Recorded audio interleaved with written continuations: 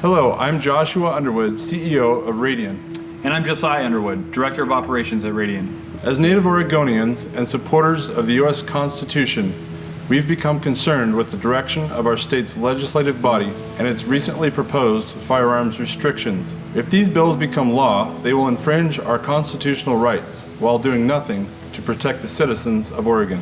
For decades, our public servants have chipped away at our constitutionally protected rights, watering them down and burdening us with never-ending requirements to exercise the fundamental elements of self-preservation that are protected by the Second Amendment. We've decided now is the time to speak out against these governmental oversteps. So today, we publicly lend ourselves to stand with the citizens of Oregon at the state capitol on March 23rd, 2019, at what will be called the Defend the Second Rally. Our goal is to organize supporters of the Constitution and the Bill of Rights to peacefully protest against any new legislation that will do nothing other than create felons out of thousands of law-abiding citizens. We are committing to raise over $100,000 for this event by donating money and releasing a special edition Raptor Talon combo, of which 100% of the proceeds will be used to help fund the event in Salem.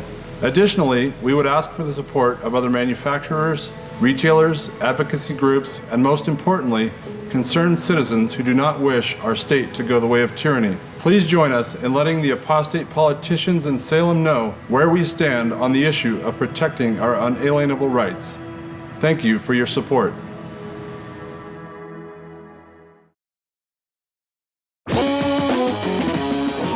Welcome to another episode of the CarryTrainer Higher Line podcast.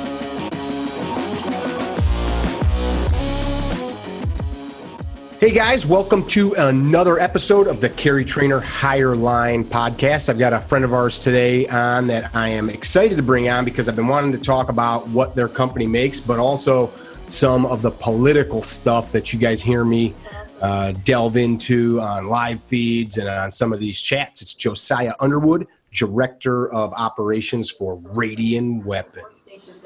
How was that? Did that sound pro? That sounds awesome. Good to be here, Mickey. Thanks for having me, man. Yeah. You guys just had a big move, right? Like, 6 months ago or something?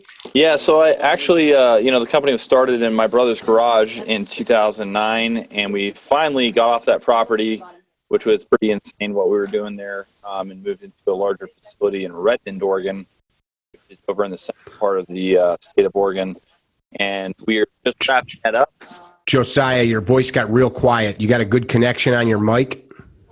Yeah, I should, man. I might have moved away from it for a second there. Okay, yeah, it got really quiet. Last thing I heard you say was started in 2009 in your bro's garage. Yeah, so we got the business started off in the garage, which is where a lot of great places get started. And, we were making small gun parts and trying to make it happen. And last year we moved to a larger facility in Central Oregon from Salem, where we started. So we're just wrapping that move up and are finishing up the build out we're doing in our new building.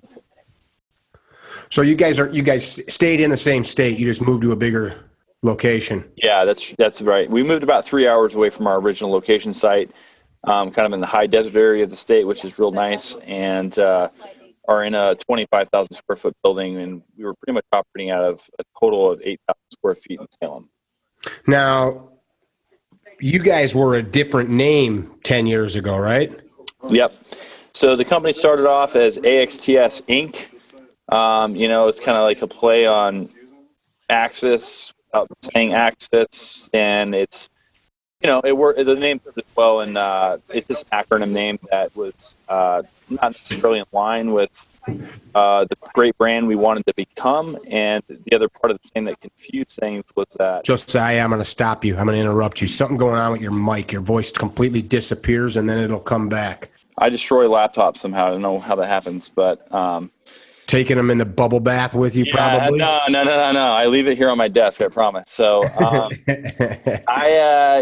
don't know what I was saying, but yeah, basically we changed from XTS to Radian in order to get more brand recognizability,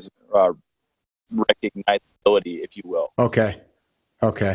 And I just wanted to make sure people understood, like when they see the difference, like, wait a minute, that name's not been around that long. Yeah, and part of the problem too is we originally, we were struggling to get by, or my brother Josh was struggling to get by in 2011, 10 timeframe, he had one product, which was a lower receiver that was hard to make because it's got all these proprietary parts in it.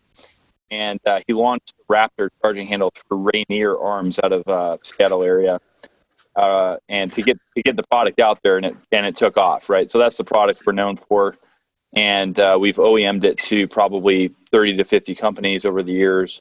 And so we wanted to get a brand name and kind of relaunch with really stylistic and cool branding in order to basically carve out our own space in the market. Mm-hmm. Just to make sure people understand. So when you say that 30 to 50 companies OEM this, that means that you might go buy a rifle from XYZ company, and this charging handle is going to be in it. Mm-hmm. Not any company, but one of those 30 to 50. And it may have their name stamped on it. It may have your name stamped on it, but that's what that means. Just so people, but I want to make sure the listeners and viewers are jiving, which is pretty darn cool because there's a lot of companies that make this stuff, some big name companies, and if people are buying from you, that says something.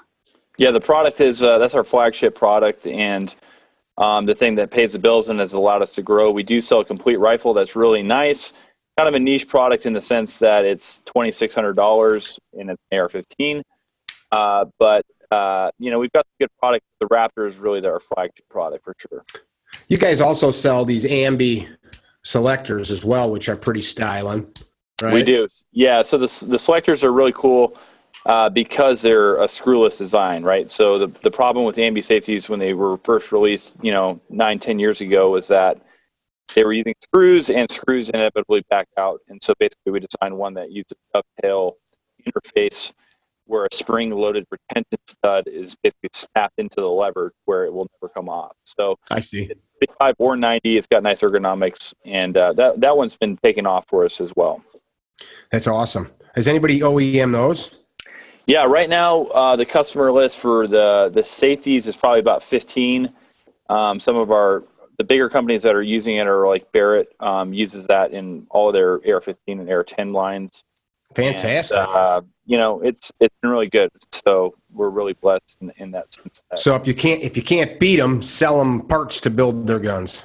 Yeah, we're business people, and we like working in collaboration with other companies. We buy parts from companies. We've got PWS tubes and Silencer Co. and Dead Air flash hiders, and it's just better to work well with the other quality brands that are out there. Not everyone makes quality parts. Not everyone are great business people to work with, but you want to partner with better brands in the community. It's a small community, so. For sure. It's amazing when you're in this business how, I learned a long time ago, I mean, it's good practice anyway, but I don't say anything bad about anybody because it's like, right. Hey, man, I worked with that guy for 8 years at XYZ company. Right. Yeah. It's such a small business. I probably got 8 to 10,000 rounds through this. It's dirty. It's got drug all over the place. Students shoot it. I have other people shoot it. And for what this thing's built for, I've asked it to do so much more. This thing's crazy accurate. The triggers you guys put in them from the factory are bar none. I've got top of the line 2-stage and single stage triggers and other builds, and this thing is probably my favorite. Yeah, it's quality. That trigger is actually manufactured by American Gold. And basically, they custom make that trigger for our receiver and to interface with our safety in a 45 or 90-degree throw. They usually have gold trigger bows on all of their bows, but they did that one in black for us. And they're awesome. Quality parts, yeah, for sure. Yeah, it's the whole thing is just. Not only does it not break or fail, but everything works. Even the way you guys have detailed out things like the pins between the upper and lower. Yep. Just every little detail about these things is dynamite. So just from a quality perspective, I mean, I don't really think that we can. I mean, again, we're charging a premium for this gun. Let's be real. You can buy a Bushmaster for $400 now. So this is a $2,600 rifle, and so our policy is if it's not perfect, we don't ship it. So we scrap receivers all the time because the anodizer dinged it on something when they were putting it back in the box, and we're not going to sell it. That's our policy.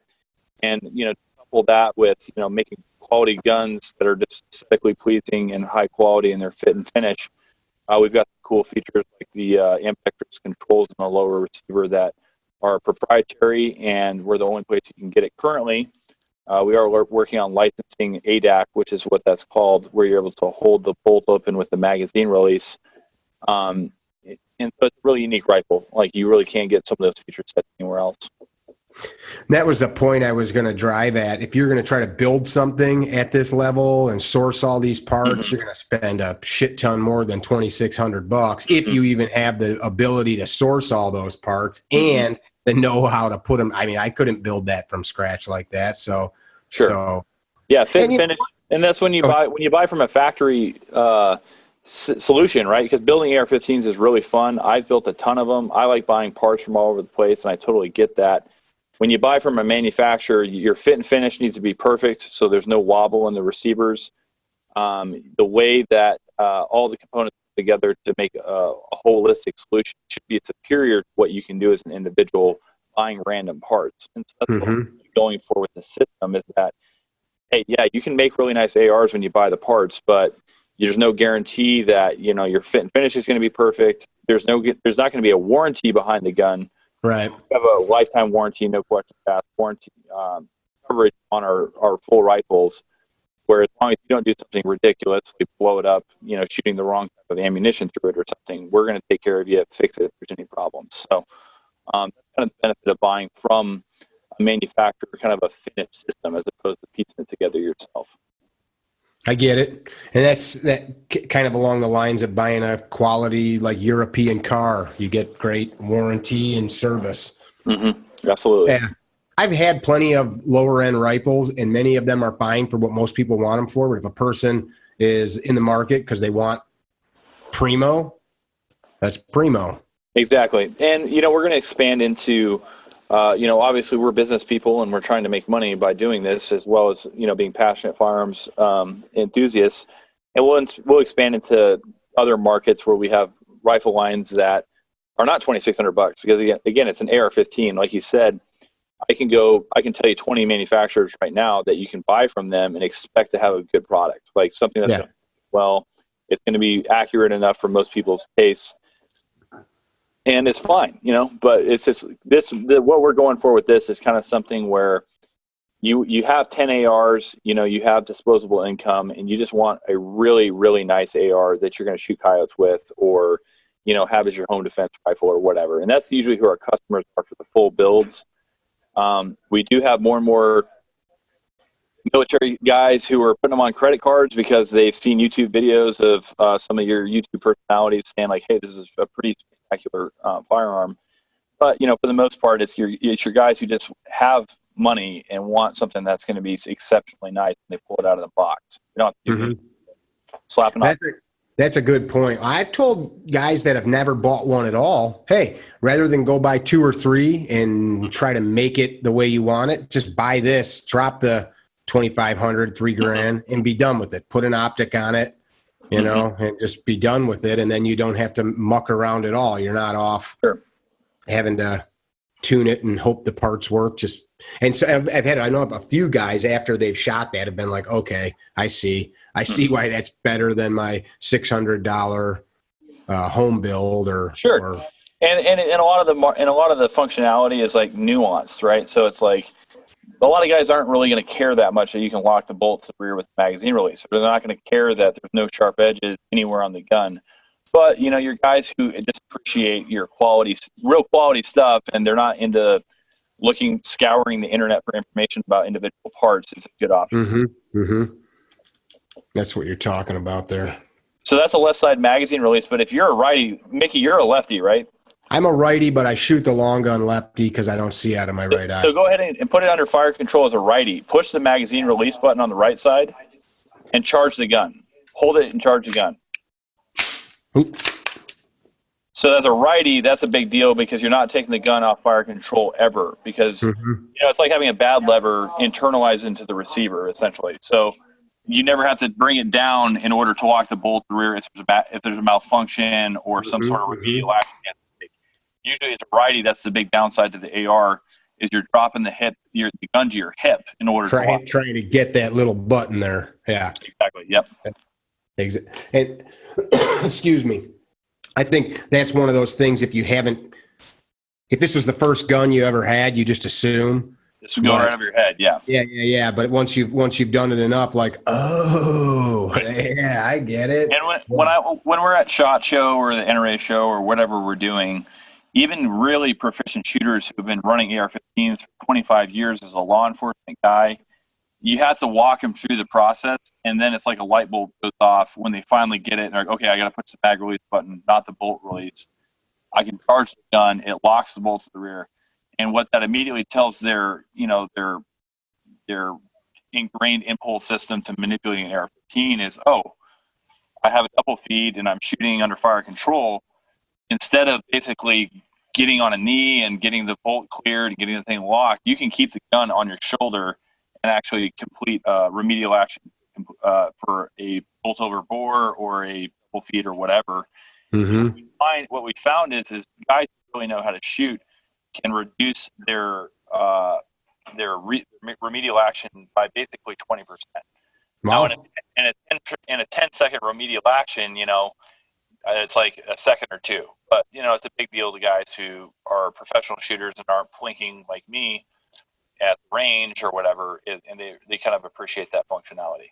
Yeah, that's huge. That's huge. Not to mention, if you're using it for an actual combative purpose, that's a massive time-saving thing to keep yourself from getting shot. I not to blow smoke up that gun's butt, but I can't recall any type of ammunition-related malfunction, no bolt overrides. I maybe had a few double feed issues before from related to something like a bad magazine that ended up getting whipped in the burn barrel on the range, but I can't think of one thing. And to be honest, and that's true. We have a really good gas system. We've got the thing dialed in. We always drill the gas port size to be the appropriate size and blah, blah, blah. But it's a direct impingement rifle, right? So if you shoot enough and you use enough types of ammo that may not be of the same quality, you're going to experience instances where you have to perform remedial action no matter what, right? Yeah. It's going to happen. And it's not, that's every single DI gun that you're going to buy. It's just the reality. The only guns that don't have those type of problems are full guns. Mm-hmm. So, we just want to basically, even though we have reliable rifles that you shouldn't expect to be a piece of crap that you can't shoot in rounds without having a double feed, we want to basically have people have the option to, increase their remedial action fixes time, basically. Right on. Yeah. I dig it. So you guys moved. I know that you're selling tons of stuff because you guys can barely keep shit in inventory, it seems. That's true. Yeah, and part of that is related to, and that's primarily related to our rifles. Like if you bought a rifle today, it's going to take us 4 weeks to get this thing out the door, which sucks. We don't want it to be that way, but we're doing through some processes of streamlining the manufacturing process and buying new machines, and we were moving and blah, blah, blah.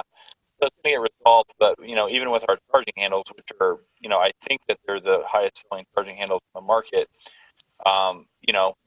we've got a back order right now, and we're really good at making those because that's what pays the bills. That is a streamlined manufacturing process where we can make a ton of those things.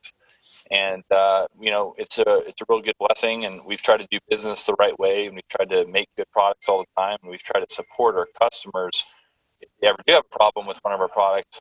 And we're kind of just seeing that snowball effect over years of doing business the right way where, we're pretty blessed. We have still a small company, and it's not like we're Smith & Wesson or anything, but, we're having a lot of success, and we're investing a lot of money into our team and our equipment, and we want to do more stuff, and that's kind of the American dream.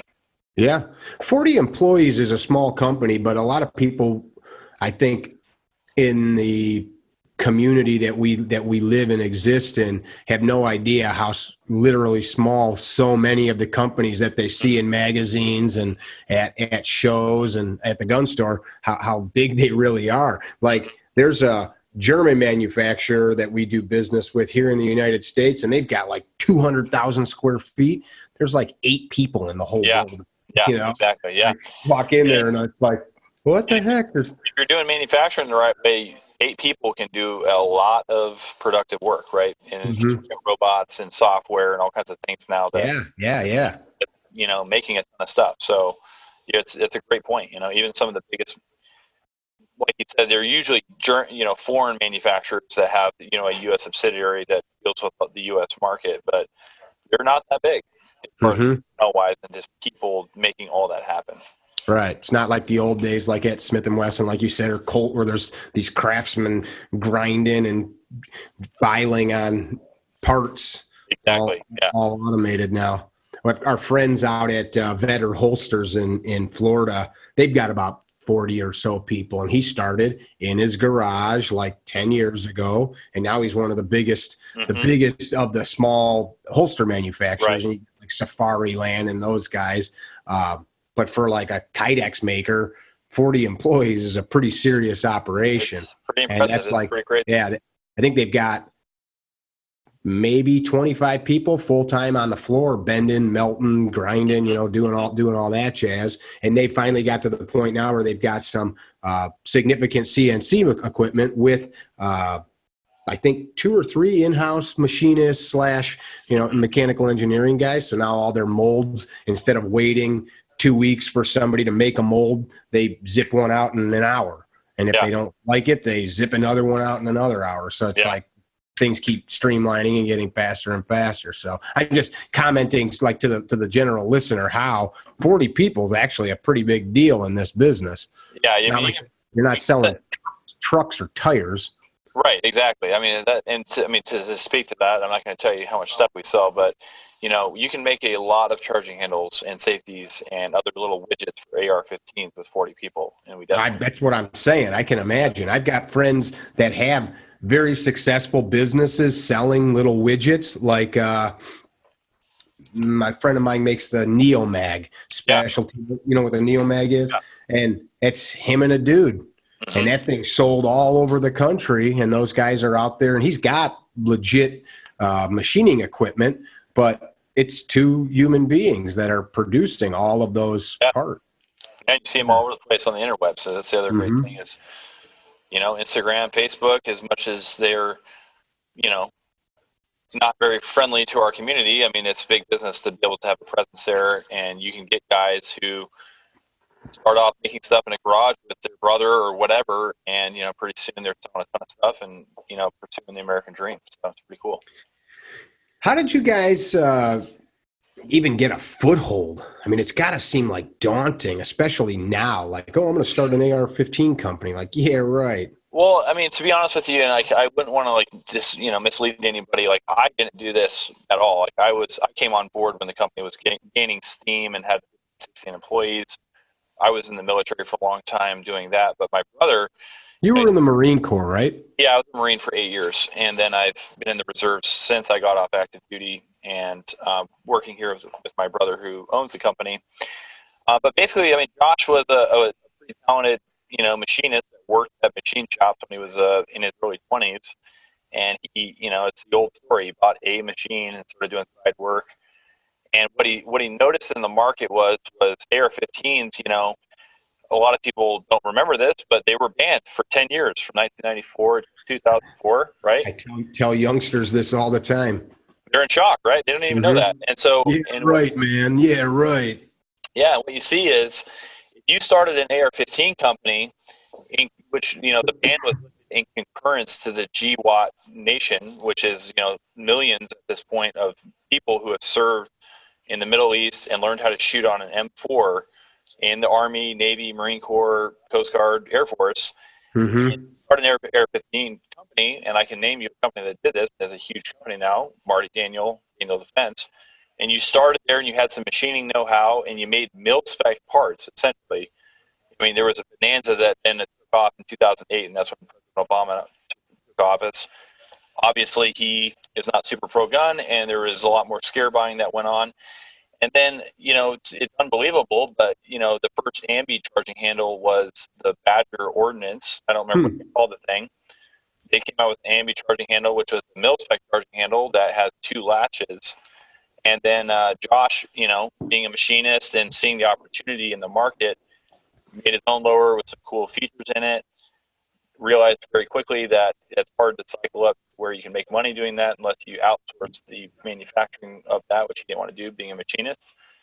And so he designed the Raptor, which basically took the T-handle back to the drawing board, came up with some big levers that are easy to grab, and at that time in 2011, there was nothing like it. So you basically have, what is essentially a monopoly on a cool part that goes in every AR-15 on the market, right? So there was nothing like that at the time, and the Raptor was the first one. So he got lucky in the sense that he was able to come to market first with something like that. And then again, with parts like that, every single million of AR-15s that exist in the civilian market have a charging handle. Yeah. And people like upgrading their AR-15s, even if they're not buying new guns, because gun people like spending money on guns. I mean, Yeah. literally, they do. I love spending money on guns because I'm interested in them. I like them. They're fun. They're fun to shoot and get rid of and then do something else. So it's just a beautiful, cycle of luck and skill. It's what it always comes down to when people are successful. Yeah. Okay. I like that answer. And I guess that for the takeaway, people listening, is you had to try. You got to go do it. You got to go try to put the thing on the market and see what happens and take your licks and fail a few times and keep at it. Right. Absolutely. Yeah. And anybody that, will talk to Josh about his business experience. And again, it's taken a lot more out of him than me because he's been doing it for a lot longer. He's about 10 years older than I am. It's a rough road. It's not easy. Like, lawsuits and people messing with you and haters. I mean, the whole 9 yards he's gone through in making this a successful company. But the rewards for doing that are good. And so, like you said, if you never kind of get on the court and dribble a basketball and take your shot, you're not going to ever really kind of be able to go through that or experience that type of success. Amen. You said lawsuits. I'm sure you don't want to get into it, and I'm not going to ask you to, but this thing's been copied many times. I've seen knockoffs of them, like, $40. No. Like that, that can't be. That's got to be completely frustrating, flattering, I'm sure, in a way, but. Well, I mean, essentially what you're seeing now is, we do have some utility patents on versions of the charging handle, like that one right there with the holes in it. Essentially, you cannot put a hole in a charging handle without, infringing a utility patent that we have. Now, design patents are, different. They don't work quite the same way, but what we've seen is there's carbon copies of the Raptors being made in China and imported into the U.S., and people are cheating the system. They're buying them and selling them for much less than what we're going to charge, being an American company, paying American employees, buying expensive Japanese machines. And there's an influx of them, and you see this everywhere, right? Magpul parts, Leupold scopes. I mean, it's all over the place. It's nothing new, and it's not limited to the firearms industry. It's a big problem for our entire economy, right? Where Chinese manufacturers can pay people nothing. They can make an injection mold in a couple weeks and be spitting out a copy of what you're doing and selling it, even using your trademark names, which is, unfortunate. And so we sued an American company, and I'll tell you who it is. We sued Stag Arms very recently because they were selling Chinese Raptors, and they knew they were Chinese Raptors because they'd been buying our Raptors for a long time before they sold those. So we sued them. We've come to a settlement. We're going to make a press release today or tomorrow about it. But just to answer your question, yes, there's a major issue with that across all American manufacturing with Chinese imports that are, violating people's intellectual property. I got an interesting take on that. Like, we work with Colonel Blades, for example, and it's a super high-end knife. They make two versions. One is made by Fox Knives in Italy, and then they make another version out of a Taiwanese factory. They're both great blades. They're both made with good steel. The one made in Italy is a better fit and finish and all that jazz. But even the cheaper one is still kind of pricey because of the grade of materials that go into it. I mean, it's like, $70 or something for a knife. That's not crazy, but I'll see people say, man, that's insane. That should be made in America and it should cost $8. And it's like, wait a minute now. Like, do you work for 50 cents an hour? Because I don't. Like, does your kids' school clothes come for free, like out of the sky? Because my kids don't. Right. They want to go to Walmart and fill a shopping cart up with cheap Asian goods made by people that are getting paid shit. Mm-hmm. And then they expect, for some reason, I ask people this all the time. Well, the phone that you're writing this comment on, is it made in America? Like the Nikes you're wearing, were they made in Detroit? No, man, that shit's like everything we own for the most part. But for some reason, when it comes to like combative stuff, we expect it to come from America. Well, I think the prevailing reason that exists, of course, is because firearms are controlled by ITAR. So you're violating the law if you bring in parts from foreign countries without going through proper licensing, or even furthermore, if you export parts globally, you're contempt of U.S. code, like Section 10 or whatever. And so that there's this really interesting dichotomy that happens in the firearm consumer market, where there's a lot of people who know that, and they expect, because the law is the way it is, that hey, this needs to be made in America, whatever, right? And then there's a whole other group of people that have no concept of that, and they're like perfectly okay. I mean, we have people email us all the time, and they're like, hey, I bought this thing that looks kind of like a Raptor, and it broke, and this is a piece of shit, and I want you to give me a new one or refund our money. And we're like, hey man, like, that's from China. Like, you can kind of tell if you just look at it. We later engrave our parts, and they're like, oh, I found it for $14 on Alibaba. And it's like, dude, a gun manufacturer in the U.S. is not going to sell gun parts on Alibaba. Like, it's not gonna happen, right? and so there's, I mean, and again, I don't want to be condescending, because not everyone lives and breathes gun stuff like I do, because I'm a gun and I'm in the industry. And so we try not to be too contemptuous about it, but it's just funny. That's how it is, and it's just part of doing business, I think, in the firearm industry. And you just have to accept it. You have to do your best to combat IP infringement and copying as best you can. But I think what we've taken away from our experience dealing with this type of stuff so far is we need to focus on ourselves and how we conduct business, how we market our products, how we treat people, quality behind our products, and the rest will take care of itself, for the most part. I dig it. I think now, talking about ITAR and regulations and things like that, it's probably a good time to jump into the topic of what's going on in the state of Washington. I'm sorry, state of Oregon. Yeah, just was talking with somebody earlier from Washington, but interesting. You brought up, just to set the tone here for the listeners, viewers, you brought up the 1994 Clinton era assault weapons ban. And like me, I've done my part as a firearms lobbyist. I work with a couple of organizations in our state capital, locally, and I listen to guys like bashing NRA, for example, or some other gun group. And it's like, oh, wait a second. Like, do you realize that when you were born, or 8 years ago, your state did not have, I'm just saying your as in a general term, did not have a process for you to carry a concealed weapon. Like 20 years ago, most of the United States did not have any processes like that. And I challenge guys, like, go do a little research on it.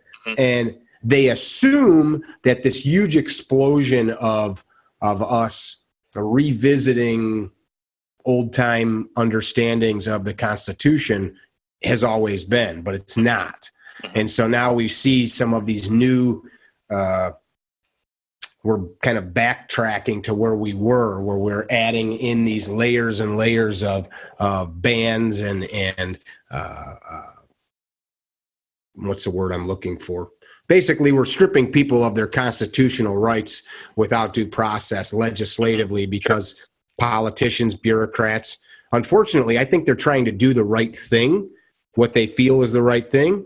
They just don't know how to go about it. So what's going on by you?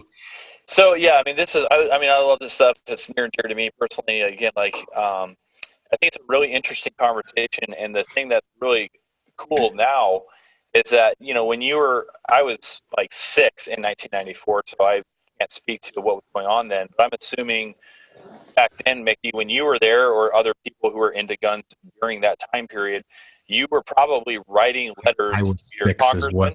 I was 6 as well. Okay. You're lying. Uh, you were probably writing letters to your congressman, reading American Rifleman from a publication of the NRA at the time to be educated on different legislative proposals. You were watching NBC News at 5:30, Mountain Central Standard Time or whatever to get your news. And now what we're seeing is, it started back in a few years ago under President Obama, which was not very friendly towards guns. But you're seeing the social media, thing happening in this discussion. And so for the very first time, the NRA has kind of done something that is unfavorable to your real hardline UA people, and it's totally exposed in the public realm, and you're getting a lot of opinions from meme guys and to run new gun organizations that all they do is 5-6 lawyers who sue people all day, every day, right? And so you're seeing a lot of backlash against the NRA, and I agree completely. Like, we don't want to necessarily take an organization like the NRA to the curb. Ask him if he brought me a sandwich. Hey, did you bring Mickey a sandwich? No, he's good. He would never do something like that. Sorry, dude. But, I mean, we don't want to kick the NRA to the curb, but at the same time, they need to be held accountable for things that a lot of gun people don't like, right? Like gun bipods, right? Or supporting bump stock bans. That is unpopular with the people who give the NRA money, and they should consider that while they're making their public stances, right? It's more or less a political organization, right? There's a bunch of people that give them money, and they have a base, more or less, kind of like a political party. They should listen to those people. And then furthermore, what you're seeing is the people who are against gun rights are feeling at this point, especially under the Trump type of environment, hey, this is now or never time, right? So in states, in like West Coast states, which are really liberal, this is the time that we can make our move, right? Under this basically constant level of consternation in the inner cities in like Portland and some of the surrounding areas. Your soccer moms who are urbanites, they're really mad and upset because of this whole climate we have, which is really crazy, bombastic, and kind of toxic overall. And so in Oregon, essentially, they've introduced a litany of bills. I'm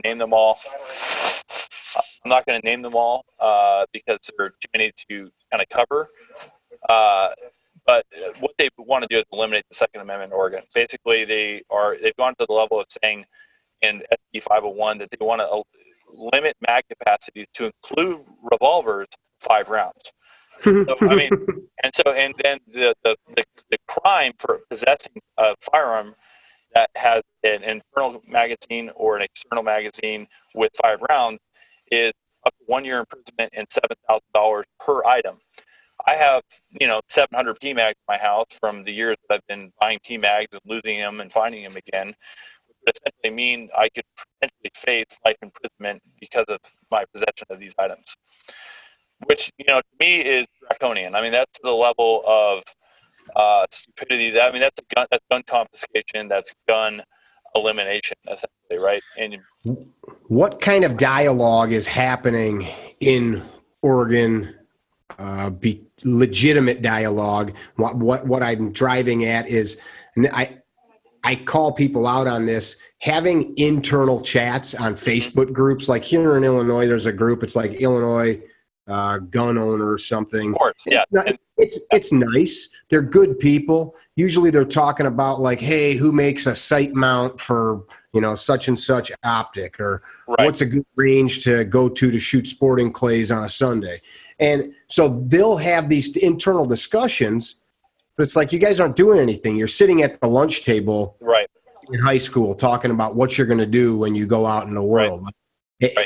Is there any real dialogue happening between people that actually have any influence and your? Sorry to cut you off there, but to be completely honest with you, this is the first time that I've become actively engaged at the state level in a political way, right? So I am not an expert on what everybody's doing in our state. Now I know that we have a similar group. It's got 100,000 members in Oregon alone that are all gun people and they're posting stuff about all this crazy stuff that's happening, and it's the same thing. They want to get info about guns, whatever. And, we've reached out to them to leverage support for this rally that we're planning or whatever. But I can't really speak to what's really happening because I'm just getting involved, which, hey, shame on me for not doing it earlier. But I really can't speak to that. And so I'll tell you what we are doing, and what I know from the contacts that I've made since we've gotten involved politically as a company, is that essentially there's a good chance a lot of these bills are going to die and then reemerge in other bills or get rolled into different types of legislative processes. And what they're negotiating over is cap and trade in Oregon, right? And then Medicaid, basically Medicaid for all situation where all private Medicare or medical options are going to get rolled into a state-funded type of thing, and that's what they're negotiating with. There's a super majority of people on the left, and again, I'm a nonpartisan, to be honest with you. Like, I don't really care about a lot of issues that your typical gun people are going to care about. That's me, and what I'm care about specifically, because my livelihood depends on it, and I really believe in the amendments of the Constitution, is the Second Amendment. And so essentially what I think is happening is they're negotiating with, they're taking a hardline stance where they introduce all these bills that are insane as a starting point, and then they're going to negotiate their way down with the Republican legislators in the House and Senate on cap and trade and Medicare and these other type of bigger issue type things they care about. That's what I've heard. I don't know if that's fact or not. I'm a gun retard who's just working at a small gun company in Salem, Oregon, but I think that's a strategy that they're taking right now. Have you connected on a personal level with your local rep? I have, yeah, absolutely. And is your local rep for or against on these issues? So I don't want to speak ignorantly about every one of her stances, but what I've heard from the insiders that I have access to at the Capitol are that she's pro-Second Amendment Republican who's very weak as far as what she's willing to negotiate. Mm-hmm.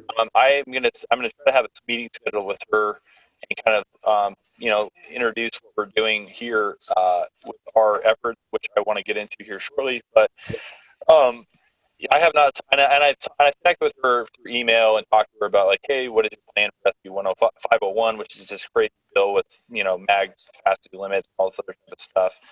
And so I haven't talked to her to the level that I would like to before I could say one way or another I would support her or I'd try to primary her or whatever. Like, I don't have that type of knowledge base yet to make a decision on that.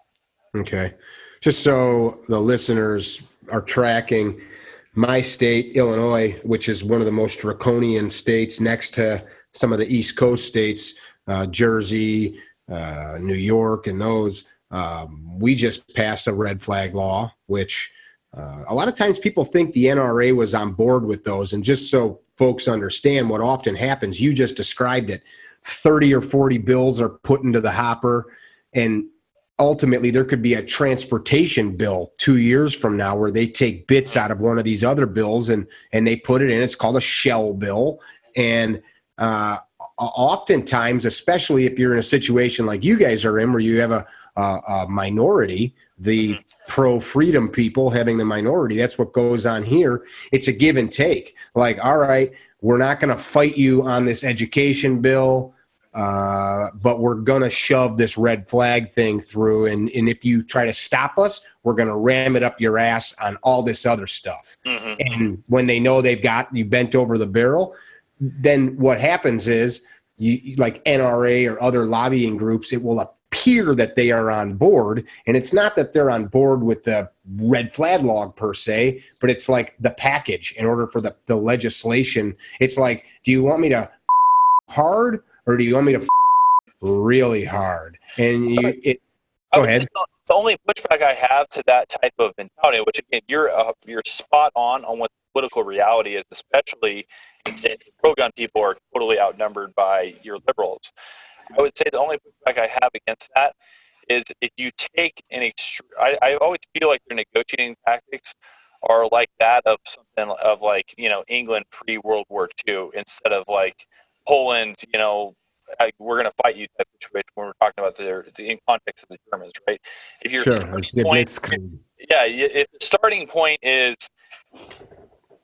situation of any kind on things that are at least suable and may get to the Supreme Court, through that whole process of going through the district courts, I honestly would rather see them fight extremely hard on those type of specific legislative bills, in the hopes that we're going to hammer you over the head with it, and we are going to pass 501B, ban 5-round mags, all semi-automatic rifles, and at least try from a tougher negotiating standpoint. And if they do pass it, hey, let's roll the dice in the courts at this point and see what happens.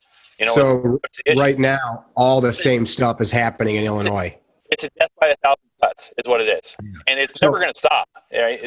I'm not suggesting I like it. I'm just saying that's how the game's played. I'm with you. I tell we've got in my district, our senator, our state, or both of our senators, one of them former lieutenant colonel in the Air Force, one of them, I don't want to misquote it, but I think he was also a colonel in the Marine Corps. Colonel, or what's below a colonel, a major? Lieutenant colonel, yeah. Okay. So he both officers, military officers, both super pro-gun. And then our state reps, same thing. All of them super pro-gun, except we're just totally in the minority. I tell them, fight tooth and nail. We're going to reelect you. You're not going to not get elected. We'll reelect you. But stand like Patrick Henry in the frickin' state house and scream and yell, man. Make your voice heard. And I think a lot of times it's like, well, this is how it's done. It's how it's done because you're stupid.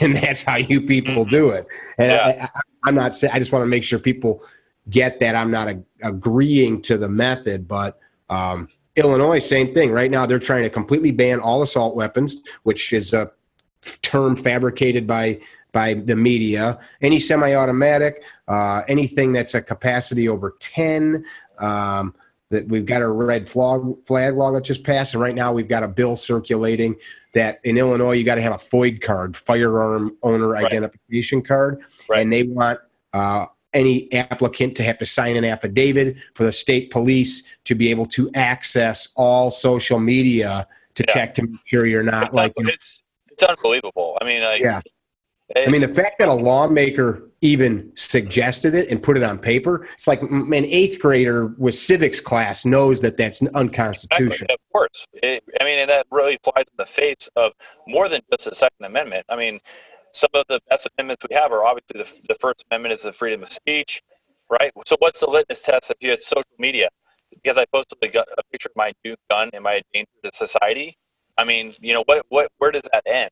What about your Fourth Amendment rights? Like that's search and seizure to me, or at least it sounds like it, where you can essentially deny my Second Amendment rights because of what I do with my First Amendment rights. I don't like any of it, and I'm really good on it. So this is a great book for anybody that wants to just spend a couple hours reading. It's literally this tiny little book written by David Barton. It's a great read on how the founders intended the second. Helps people to recite this stuff in a coherent manner and not just say like, shall not be infringed. I get sick of that argument. So tell me about what Radian is trying to do, working on right now to impact this in a meaningful way. Sure. And so, Josh has never been involved in any type of political. I mean, we have our own political beliefs, which are obviously generally conservative, especially as it relates to our rights that are described in the Constitution. We've never entered the foray in any political discussion ever, right? Never donated any funds to politicians as a corporation, as individuals, sure. But we've never been involved. And then, what we've noticed was that, hey, essentially our apathy and being community leaders has, kind of contributed to what is now a pretty dire situation in our home state. We're from Oregon. We love our state. We care about our community that we live in. And now what we've seen is, what they're proposing is really bad. It's not good. And so we've decided, we have to try something as a corporation. And the other fear, a lot of people have, especially these beer companies, that are like, yeah, we all feel this way. But if we get involved, one, they're going to say you're a bunch of money grubbing, what do you call it? Lobbyists that all you care about your money. What about the babies? What about the kids, right? Or they'll say, you're becoming political and now you can't work with the government or whatever, right? That's another concern that people have, which that might be a legitimate one. But we feel is like, what point do you not get concerned or involved as a small business, right? What links will we allow our opposition to go before we say, hey, by the way, we should have the right to sustain our lives by making a living, and we should have the right to stand up for our consumers and our individual liberty.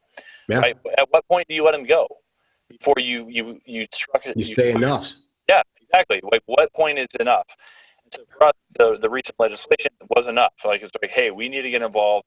And people are going to say that about us. They're like, hey, this is a corporation that's money hungry, and all they care about is their bottom line. But we're putting our faces out there on this, where we're saying, look, no, it's yes, we do want the ability to sustain ourselves and make money. What's wrong with that? Like, we're selling. Yeah, there's nothing wrong with that. You're literally attacking our livelihood and our individual liberties. And so we decided that we are going to basically put our resources behind hopefully having a large event. Because what ends up happening, we've been to events before as individuals where we went and, we went to a Pro-2A event and there's a bunch of people out there wearing yellow vests in solidarity with France or something, and they're carrying around Confederate flags. And it's just this group of people that are going to have a very hard time reaching your soccer mom type constituents that may want to be able to have a revolver in their house so they don't, get sexually assaulted while their husband's at work, but don't necessarily want to be associated with people who could be perceived as right-wing, activists per se. And so we identified a major gap because we're not Confederate flag waving people. That's not really our thing. And we feel like we're regular citizens that understand people in Oregon specifically, because we're Oregonians. Yes, they're pretty liberal, but they also like hunting, shooting, and believe in the Constitution. So let me throw one quick side note out. There's a really famous book. It's called That Every Man Be Armed. It was probably the first total synopsis on Second Amendment rights, That Every Man Be Armed. Great book if you want to look it up, anybody listening. And in that book that was written, I think in 1994, not long ago, he names Oregon as one of the freest states for expression of Second Amendment rights. That was just 1994. And why I wanted to bring that up is, like you said a moment ago, like, we got to act now because we've got these majorities and such. But then what happens in 10 years? What happens? It is a constant. It's like, I don't look at it like chopping a tree down and the tree falls down. I kind of in my head look at like freedom as like a wall, and like there's bricks that get taken out, bricks that get put in, bricks that get taken out, bricks that get put in, and there's always somebody on the other side trying to make holes or fill holes, and you're doing the same thing. And as soon as you stop, it's like shooting a dueling tree. As soon as you stop shooting, you're done. You're out of the fight. You can't do anything. And like, we, the people, we have these rights enshrined in the Constitution, but they're not free. Nobody, and I'm not preaching to you, I'm making sure the listeners get this. Like, it was never the founders' idea that, hey, we're going to hand this beautiful republic off and these people will just get to go about their business cutting hay and smoking joints and riding ponies and life will be wonderful. It is something that we need to actively participate in. And when we don't, somebody's going to. Yeah, exactly. And whoever it is, whatever their say-so is going to win, because they're the one carrying the load. They're the one working on that proverbial wall that I talked about. Absolutely. I mean, that's a great point, and that's something that I had to really look at myself internally on is, I always talk about all these concepts and ideas, but it's just people doing stuff, right? It's just people being involved. And, to be completely frank with you, a lot of these post-Second Amendment solid politicians and public figures, they have a bunch of beliefs that I don't like, which I think are anti-freedom, which I think should be combated. And so everyone needs to get involved, and we have, this is people. You have to deal with people at the end of the day. Right on. For anything to happen, right? So it's just we're going to take personal ownership of this specifically, and I think to be effective long term on really important issues like the Second Amendment, for instance, you have to be really focused. Like, you can't be everything to everyone. We're going to be the Second Amendment people. If you want to be pro-choice and smoke crack and not get in trouble for it, that's fine. If you're on board with us on this specific topic that we care about, we'll take your support on that, right? Or just like you, Mr. Threeper, who's got a Confederate flag, I don't really like that personally, but guess what? If you're not going to be an asshole and do anything illegal, we'll take your support on this issue specifically, because we're not politicians. We're business people that care about this topic. So that's kind of what we're going for on this specifically. And basically what we did was made a little video at our shop, and we created an event page on Facebook, which, without even putting a single post up on it, got like 100,000 people interested in it, or it reached 100,000 people by creating the event name in Oregon, right? And so, and as this thing is kind of snowballing, we've done this special edition product that we started selling yesterday. We sold hundreds of them at an overpriced price of $200. We haven't even made them yet, and people are really kind of like latching on, I think, locally and even regionally, to what we're trying to do. And again, you can read in the event page we have under Defend the Second on Facebook, hey, this is a nonpartisan event. This is all about preserving this specific right and essentially standing up to people that are targeting their political opponents, because no ultra-liberal, soccer mom in Portland has 30-round magazines sitting in her house. What these proposals do is literally felonize, if that's even a word, tens of thousands of Oregonians if it passes. And so they're not going to enact it. They're not going to go door to door and start arresting people today. But maybe in 10 years, they'll be really concerned about a right-wing wave and losing the supermajority in Oregon. Maybe they'll start enforcing the law then, right? And it's not going to affect people like me. Like, I have an SOT, I have an FFL. I'm going to be able to have whatever choice I want moving forward. I'm going to figure it out because I have means. It's going to be the dude who is making $30,000 a year in North Portland, who's got a Glock 43 with 7 rounds, who gets pulled over by Portland police. He's the one who's going to become a felon, right? Right on. It's not me. It's going to be all these other people that are regular, that just have regular means and regular means to defend themselves, that are going to suffer the consequences of what this legislation means. So we're really aggressively going to push that message, and we've created radio ads. We're going to be doing some targeted internet ads that are going to target the people in Salem that are at the state capitol building, that are going to say that message, because that's what's happening. I'm pointing at him. So the event itself, you guys are raising money with this special edition charging handle. That money is going to be used to help with the event, to go do these ads, bring awareness. And so far we've committed $100,000. We're trying to dump that money into the GoFundMe today, as we did the sale yesterday. We didn't quite raise $100,000 from the sale, but we're going to make up the difference ourselves. That's fantastic. Yeah, we've had $5,000 donated to the event with very little knowledge about it happening. That's individuals in Oregon and other states who have raised $5,000 within like 10 days, who care about, or they at least are identifying with what we're trying to do and contributing to the fund. So we're going to take this money, and every single penny will be spent on the event. And if there's anything in excess, we will give it to Gun Owners of America or whoever, right? And we'll continue the fight moving forward. And so right now what we have, we've done quotes on buses, because our opposition, they pay for buses for people who are in the inner cities or wherever that agree with them ideologically. They show up to these type of hearings that happen in the state capitals, across America, right? Yeah. We don't ever have that resource, right? And a lot of the people that typically would go to an event like this, it's scheduled on like a Tuesday afternoon. Well, it's like, who has time to do that, really? I mean, to be honest. So in Illinois here, we've been running the largest Second Amendment gathering in the country for 14 years, I think. It's called IGOLD, Illinois Gun Owner Lobby Day.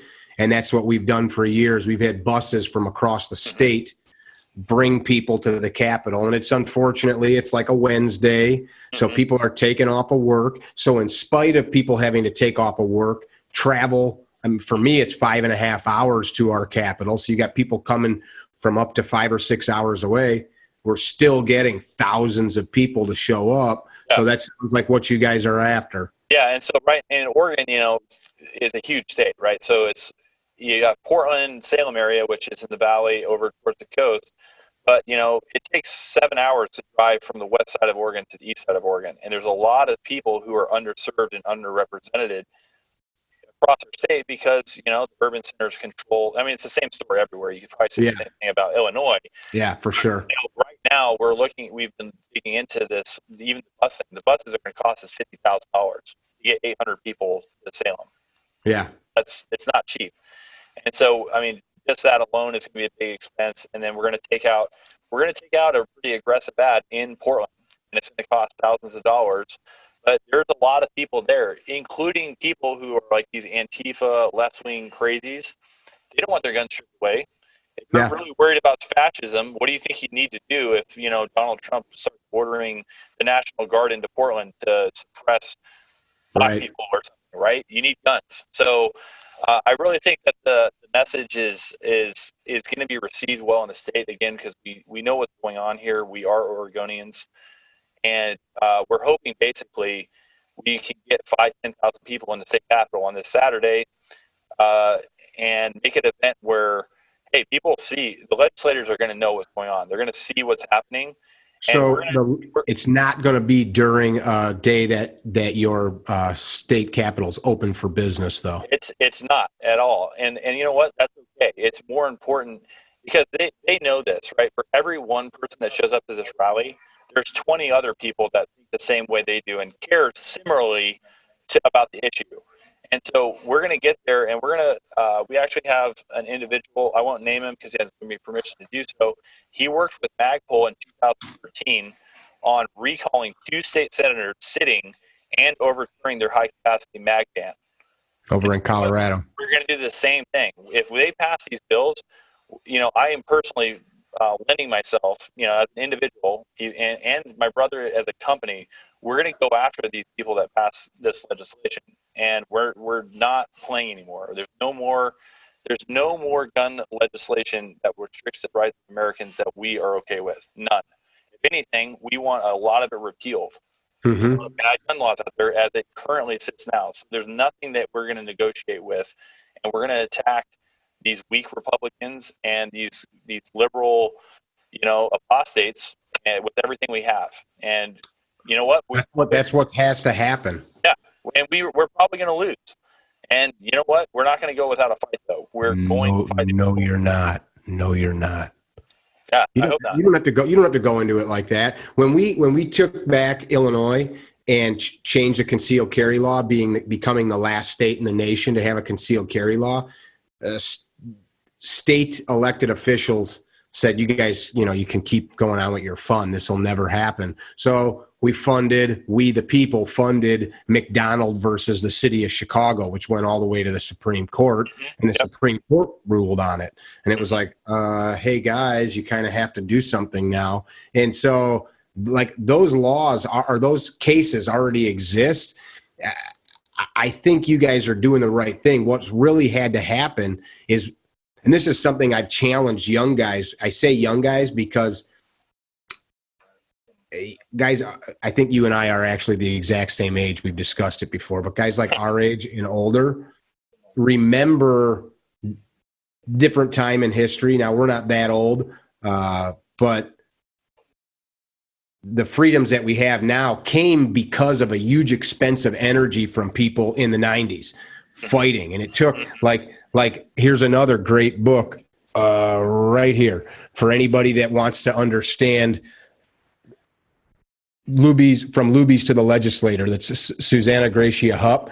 That's really what started the Second Amendment movement that led to all of the concealed carry laws being changed.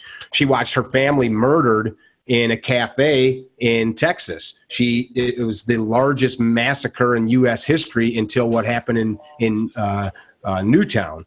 And she ended up She was a chiropractor. She ended up running for the state house and ended up becoming a congressperson, I believe, eventually. But she's like, F this is insane. I live in Texas, and I'm not allowed to have a gun in my purse in the state of Texas. This was in the early 90s, and she did something about it. People have to get so freaking sick and tired of dealing with it and then do something. So I'm super, super proud that you guys are doing something and putting your energy into it. That's what liberty's about. Yeah, and you know, and I always thought, like, you know, who's gonna really listen to me? You know, like, what do I know that is worthwhile enough for a bunch of people to support basically my ideas? And my ideas aren't new; these are, of course, the same thoughts and feelings of millions of people in America, literally. But it's like, what would a small gun part maker be able to do and contribute? Well, we're going to find out. My feeling now is based off the current response we've received, and the kind of the general climate that I feel this in our state and what's happening online. I think this is going to be a real successful event. And even if they do force these things through, there's going to be legislators who are Republicans who are going to have major second thoughts on supporting these types of legislative measures.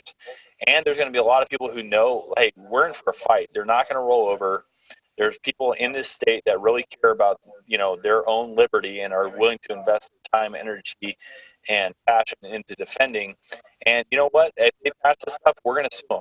I would love it to be Radian Weapons, you know, v. the state of Oregon on a lot of these type of bills, because somebody has to do it, and you know, it might as well be us and anybody else who will join us. I think that's an important. I want to make a note about our event. We contacted every single manufacturer in Oregon that we could even think of, gun shops. We have a lot of big companies in Oregon that are in the outdoor space. We've contacted some of our partners in the industry who buy our parts out of state to support us, and we've got some momentum going with that, and we expect more to join the fight. But as of today, you know, 30 days before this event goes, there's been only one other company who has publicly lended themselves to this effort, and that's Novetzke Rifle Works down in Grants Pass. So we'll see. I think it's important. Now is not the time. If you're a knife company, if you're a gun company, now is not the time to sit idly by. Yeah. You put your money where your mouth is. If you've been profiting off of the support of hardcore way supporters for decades and selling stuff that goes onto guns or is a gun, now is the time to put your money where your mouth is, because guess what? The government doesn't need 300 rifle manufacturers. If they ban guns for all of the civilian population, there's only going to be a couple of them that end up being the supplier for M4s or scope mounts or suppressors or triggers or whatever. So put your money where your mouth is. I don't care how big you are. Now is the time to fight back against this stuff. As I'm sitting listening to you, and I know that you believe that you have power to affect change because you're applying that belief, but it's important, I think, for people to hear what I'm about to say. 56 dudes signed their name to the Declaration of Independence. Farmers, business people, lawyers, 56 dudes. 56 dudes revamped the entire climate of the world. And I'm sure there were people who were like, what are you guys going to do? What are you hanging out in a bar, drinking beer, you know, talking about changing the world, and what are you going to do? And I'm sure that a couple of them probably were like, yeah, you're right. And then a few of them were like, hey, Sam, quit talking like that. You know, we're going to get after this shit. 56 dudes. And and they had death on the line. They signed their death warrant. We're talking about not being able to have a weapon to go to the range and plink, which I'm not demeaning that. Nobody's going to kill us if we go out and fight this. So we take a couple days off work. You write a check for a few $100 and send it to your GoFundMe, or a few thousand if you got it. Nobody's going to kill you. And at the very least, you've stretched yourself to try something new. So I think people listening need to start to appreciate what was done by guys like you, your time in the service, by guys like you you guys are going to drop $100,000 of your own money. Yeah. like that'd buy a nice company vacation or truck or whatever. But Right. it's a sacrifice, and that is what liberty really requires. There is a sacrifice of energy in some way, shape, or form for it to exist. So that scares the out of politicians, and I've watched it happen over and over again. It scares the out of them, and pardon my language, because it's hard to beat that. It's like you can, if it's like we've got some checks that have come in from donors that have supported us in the past, and we're going to put some billboards up and stuff. Yeah, that gets a few votes. It's really, we've won campaigns because the people that were out knocking on doors and telling their friends, their guts were on fire, how bad they wanted to win, because they knew something important was on the line. Maybe it was higher taxes. Maybe it was some representative that was going to, jam something else down their throats. And they passion drove them rather than just, I'll go do this for an afternoon, walk around the streets of the Capitol, and I did my duty. They were, you know what I'm saying? And it's super, and I think it's really interesting too, because right now we're in the middle, we're at the very beginning of an election cycle, right? It's not like the general elections are in 6 months. Now is the time where if you really focus your efforts on really specific issues, and it's not just this general, I support this politician thing, because that's all bullshit anyways, right? Most politicians will acquiesce ideologically on either side of the aisle to different ideas when they're in political power. Yeah. But when you're talking about a really specific topic, and this could apply to many things other than just guns, right? Of course. But when you're putting in your energy on something that is very specific, I think it's, your message could be a little bit more clear and a little bit scarier than if you're just supporting some guy who can be smeared because, he went to high school dance blackface 20 years ago or whatever, right? I mean, we're not supporting any human being here. This is a policy, ideological, and really constitutionally based argument that we're trying to make. And I really think that there's going to be a lot of people who end up supporting us that will surprise a lot of people.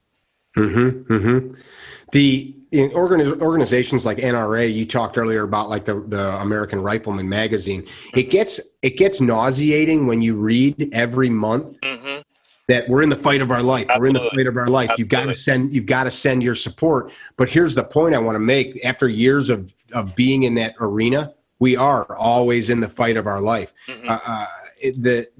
The empire is always in peril. In our state, we elected, we had majority, we had a pro-freedom governor. The midterms went down.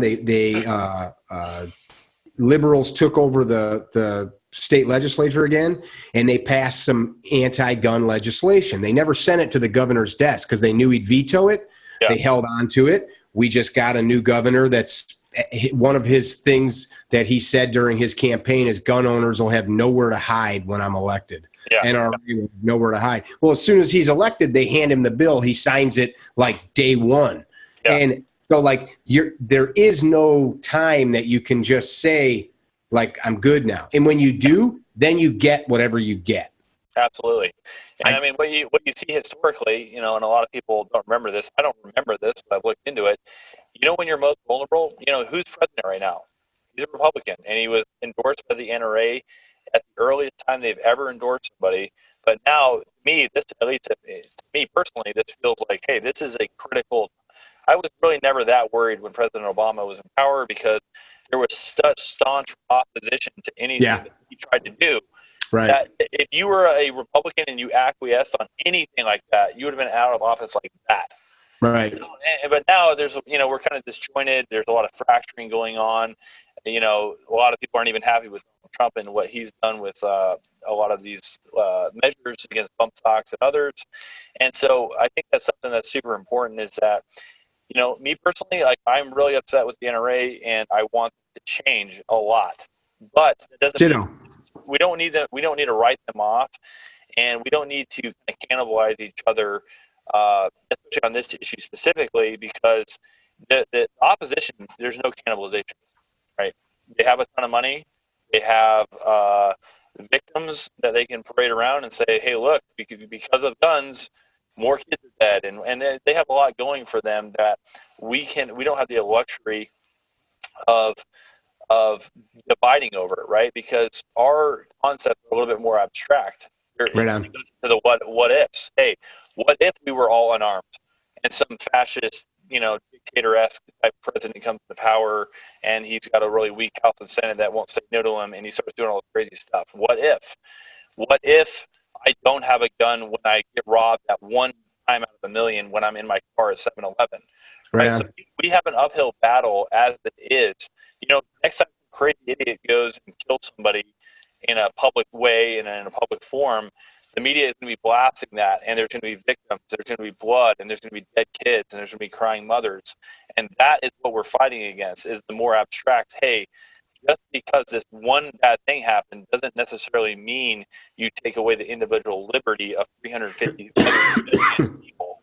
So I think it's really important that we all kind of band together. And, again, you can condemn things that you don't like NRA does, or Gun Owners of America, or whoever. But in the end of the day, we really all need to stick together and try our best not to be fractured. It's almost like not almost like, the broad goal should be, we need to protect the Constitution. I did a talk recently on, to me, the Constitution's my religion, because without it, whatever God I serve, I have no freedom with which to serve him or her. It's more important than my family, because without it, I have no safe and free place to raise them. It's more important than my spouse, because the same thing with family. I have no ability to be myself and be the person that my spouse loves without the protections of it. Like the little ancillary things that we fight about, Glock versus SIG or whatever stupid thing gun people want to fight about. Hey, let's first and foremost make sure that this umbrella of law is protected. And you want to marry a dude, be my guest. You want to argue about, stupid shit like taxes in your neighborhood. It's not stupid, but go ahead, you do that. But I want to make sure that this blanket of protection is intact over us. Like, can't we agree on that? That seems like pretty easy to agree on. Yeah, absolutely. So, it's tough, and I definitely don't want to put it out there as though I'm some sort of thought leader on this or anything, because I'm definitely not.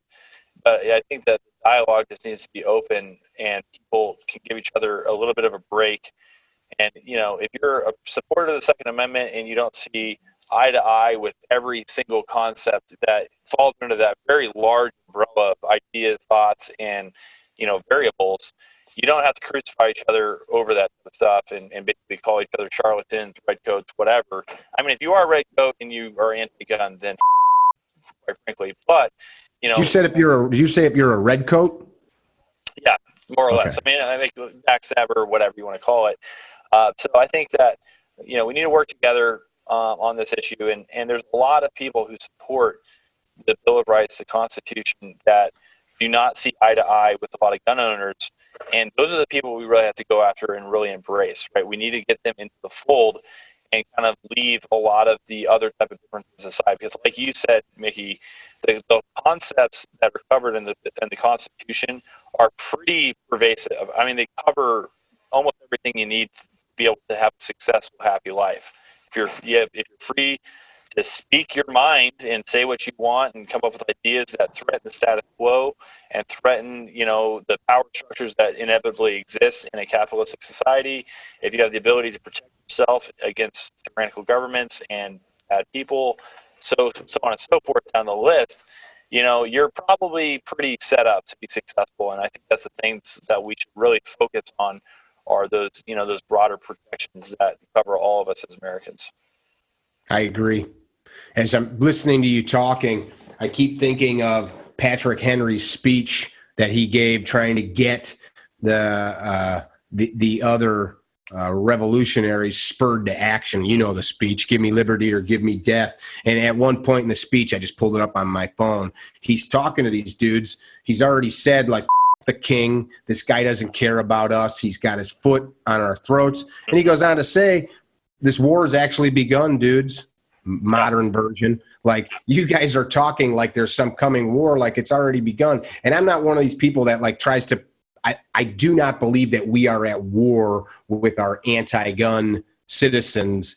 It's not a war, but it is an ideological struggle of what we are as a foundation.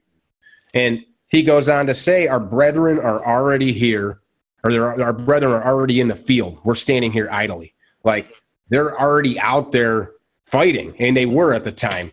And we're sitting in here having a chit chat while people are already out there doing it. And that's what you guys are doing now. You're the dudes out there in the field, proverbial field. Proverbial, yeah. So, I mean, we definitely, I'm a ballots over bullets type of guy, you know, like I've seen Me too. that type of environment before in my personal life or in my, you know, my military life. And I don't want to go there or even really think about that. But I mean, let's try to like stem the tide and like, you know, make our rights as concrete as possible before, because I mean, that's eventually, you know, if you just look at history, when there's been these great schisms within societies, you know, and it's typically between some sort of fascist, you know, ideology and some sort of really hard left communist ideology, the inevitable result is there's people that end up dying in large numbers, right? And yeah. Nobody wants that. And I think we need to get back to the whole thing of, you know, we're Americans, can all agree that we're going to disagree on a lot of shit. Yeah. It's fine. We're going to treat each other with respect. We're going to work in unity toward a more perfect union. But we can't get to a point where, I mean, to me, there's a level of extremism that's open in our society now that is never, I don't think I've seen that in my lifetime, and I don't know that that's ever existed, you know, other than maybe some sort of crazy McCarthyistic, you know, witch hunting of communists back in the 50s, right? It's pretty bad. Like, there's people who are self-proclaimed socialists, or, you know, they're communists, really. They're just calling them socialists. They're openly, you know, there's no more hiding it anymore. It's, we are socialists, and they're in our Congress, they're in our Senate.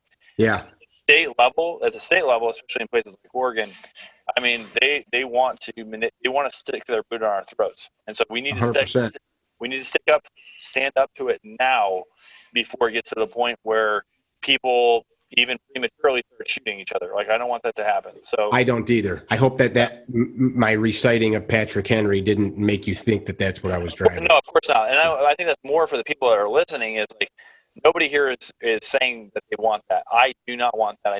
I hope I'm dead long before that ever happens in the U.S. But at the same time, it's important for us to stand up to these people so that we don't get to a position where that's necessary, right? 100% agree. There's, you know, maybe 700-800 million guns in the U.S., and a lot of them are AR-15s. They're not going to go away if you ban them, right? Right. And so you ban them, you start throwing people in jail over them, you start, you know, basically making public entities take over private industries and taking over all of our natural resources. This is the road that we're on, I think, right? Right. We're not very close to it right now, to that happening, right? But that's the road that we're on, and we want to make sure we prevent that and make our rights concrete as possible. You know, we're going to always keep fighting, but I think it's actually important, maintaining peace, to kind of get involved in the political arena, right? Make your voice heard and be active. 100%. I have a speech that I've given over the years on leadership, and what you guys are doing right now is that synopsis of that speech. You want to hear it? Yeah, let's hear it. Leaders lead. That's it. That's the whole speech. And like, when there's a void, somebody always steps into it, whether you agree with them or not. Somebody always, like, if you're in a building that's burning, there's going to be one person that says, let's go this way. And everybody else is like, wait, which way are we going? You know, and there's always somebody that does it, and it might be the right decision or it might be the wrong decision. And when it comes down to government, like, people say, well, they ought to do this, they ought to do that. Who's they? They is some dude that left his accounting firm, or some girl that left her salon that was sexist. She could have been the accountant. And they decided to go run for office or show up at the Capitol. You guys are epitomizing that right now. You're stepping into that proverbial breach, into the gap that somebody has to step into. And people need to understand that that's that is at a peril to your personal wealth, your personal well-being. Well, yeah, I mean, beyond this, there's a ton of other stuff that we would rather be doing, right? Honestly, like we're busy. We would rather be making a shitload more money by developing products, but we're having meetings on Saturday with dudes from Facebook that want to volunteer on making this a successful event. Like I've spent, at a really good salary to my brother, the last hour and a half talking to you about an abstract political concept in order to get the word out. There's stuff we'd rather be doing. And beyond that, there could be political backlash against us. People lampoon our character. People could dig into my past and see shitty things that I said via text message. I mean, who knows, right? So what did you say? I mean, I said a lot of bad things. That was great, right? So, and the broader point is like, I would rather not be doing this. I hate politicians in general, right? They're either sycophants in a lot of ways, and I don't like them. But I think it's important that somebody has to do something, and I think, have the means to do it. So here we are. Somebody has to do something, and it might as well be me. Yeah. Said the man that steps up and leads. I agree. How do people find the group on Facebook? So the official Facebook link is pretty long, but we created a bit.ly link, and so it's bit.ly/Defend the Second. You can also Google Defend the Second. We are going to have a website live on the internet dedicated to this event and future events. Our plan is to create a 501c or something similar, and if we can get a coalition in the state of Oregon going with some of our manufacturers, again, this is the beginning of the fight for us, not the end. Like, we're not going to stop if we stave off these bills for 6 months. We can't do it. We know that now. And so just Google Defend the Second on Google here within the next couple of days. You'll find our GoFundMe. You'll find our event page, which will be a dedicated website to this cause. And or just look up RadianWeapons.com. Radian Weapons, we're putting this stuff everywhere. Again, we're lending not only the corporate identity behind defending people's Second Amendment rights, but our personal identities as people who run the show. We're the people that do this at Radian, and the time has come for us to, on this issue, in this issue alone, Second Amendment, we're going to publicly kind of cry what we see as unjust and unconstitutional. I dig it, man. I appreciate your time. If you want to hit me up offline here now or later, I can provide you some resources. The lady that basically created that whole event in our state, she's an awesome resource. She's provided her know-how to other groups around the country. Her name's Valinda Rowe. I've actually got a great podcast here with her. She's a little powerhouse. I can get you connected with her. Take any help I can get. It's a little plug here. If anybody's interested, the owner, Josh, my brother, is going on the Lars Larson show, which is the national, or it's a regionally syndicated show that literally every conservative and every conservative hater listens to every day. And we're on the show here in 15 minutes. So I'll circle back up with you. I would love to take your brain as a resource, because again, I'll take any help we can get for people who believe in the Constitution and believe in the Second Amendment. Like, we will take help from anyone, and I got a lot of respect for you, what you do. So let's link back up and do God's work, man. Thank you, Josiah. I don't want to keep you if you've got another broadcast to work on. You folks out there listening, you have your homework now. You know how to get a hold of him. I'll try to get these links up depending on where you're listening or viewing. Think about what you can do as an individual, not just writing shit on Facebook, but actual action. Nothing happens without some type of action. Talking with your friends is nice, but eventually those 56 men put pen to paper and started the revolution. And again, we're not talking about a revolution, maybe a revolution in your heart and mind to do something to affect change in your community. That's all I got. You got any parting thoughts or words, my man? I want to really thank you for the opportunity to talk to you on your podcast. It means a lot to me, and we've worked together previously, and so I really appreciate the support, man. Of course. I'm looking forward to talking to you again. I know you got something else to do. Circle back with me soon. All right, we'll talk to you later, bro. Bye. Thank you much. You guys out there, be well. Visit our website, CarryTrainer.com, for information about classes held throughout the U.S., CarryTrainer apparel, and upcoming projects. You can also email us at training@CarryTrainer.com for information about setting up your own private course or speaking engagement. Training@CarryTrainer.com or CarryTrainer.com.